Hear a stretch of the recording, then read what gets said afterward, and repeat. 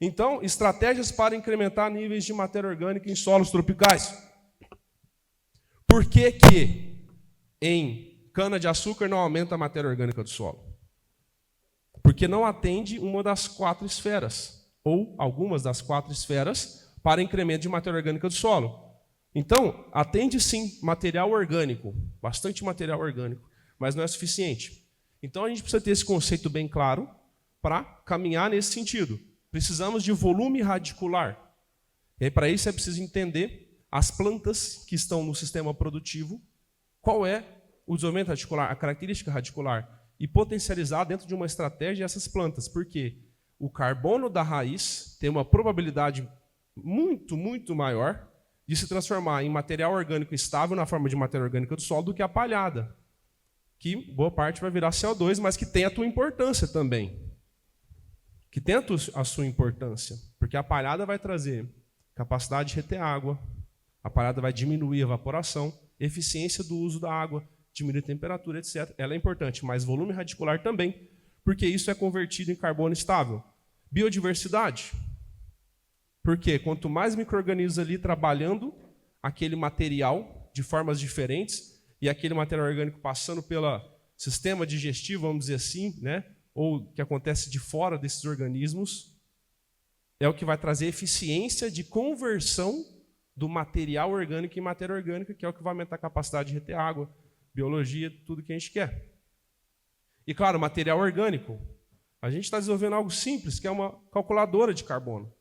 Então, o que você vai plantar esse ano? Pô, esse ano eu vou plantar soja. Tá bom.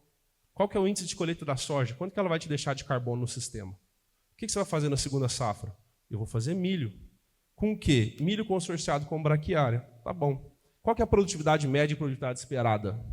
E aí você chega numa quantidade de matéria seca que você vai deixar naquele sistema. É suficiente para pelo menos ficar positivo e entregar esse combustível para o sistema? É importante. E a química também. A química aumenta a eficiência de transformação de material orgânico em matéria orgânica. E essa química pode vir de várias fontes, não necessariamente do adubo mineral altamente solúvel.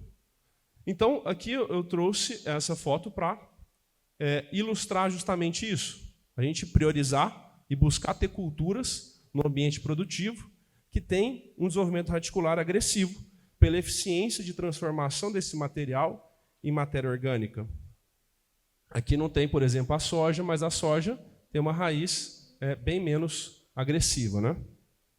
E aqui é um trabalho até aqui de Rio Verde, fiz questão de pegar um trabalho aqui de Rio Verde, do IF Goiano, de 2013, que mostra também as diferenças do efeito na estrutura física do solo de braquiárias, onde, por exemplo, a braquiária brisanta traz um efeito muito interessante. E eu vi um trabalho muito legal que um amigo me compartilhou, onde um desafio que alguns de vocês podem estar vivendo, o V% da camada mais superficial 0 a 10 alto, 70, 80, e é quando você baixa para o V% de 10 a 20, 20 a 40, o V% mais baixo. Como que a gente soluciona isso? E aí foi colocada a brisanta, um sistema radicular bem agressivo naquele sistema.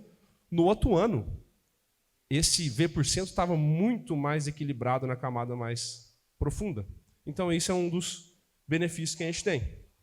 E aí eu vejo alguns consultores do Cerrado dizendo que o mais importante é o carbono. E sim, a braquiária é fantástica, né? Mas esse trabalho do Cotrufo, ele mostra algo importante para a gente. Que sim, resíduos que têm uma decomposição mais lenta, como a relação CN mais alta, eles são importantes. Mas os resíduos de relação CN mais baixa, que se decompõem mais rápido, eles alimentam mais a biologia daquele sistema ali, que vai ganhando uma eficiência maior. E em algum momento, esse ambiente que também tem leguminosas, por exemplo no inverno também, de alguma forma, vai aumentar a eficiência desse sistema em formar matéria orgânica. Então a gente precisa dar um jeito de colocar aí mais leguminosas no sistema, no desafio que é o cerrado, na importância que é também carbono, mas a ciência está mostrando isso.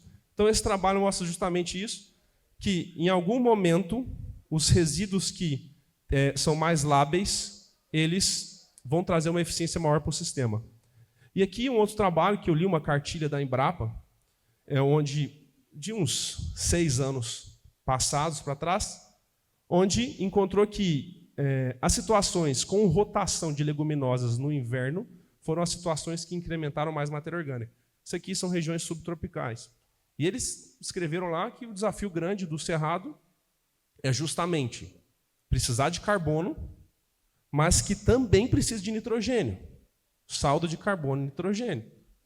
E aí você vai ter que pôr leguminosa, mas como que você vai pôr no sistema de sequeiro, numa segunda safra? Você encontra algumas dificuldades, mas é mais ou menos por aí que a gente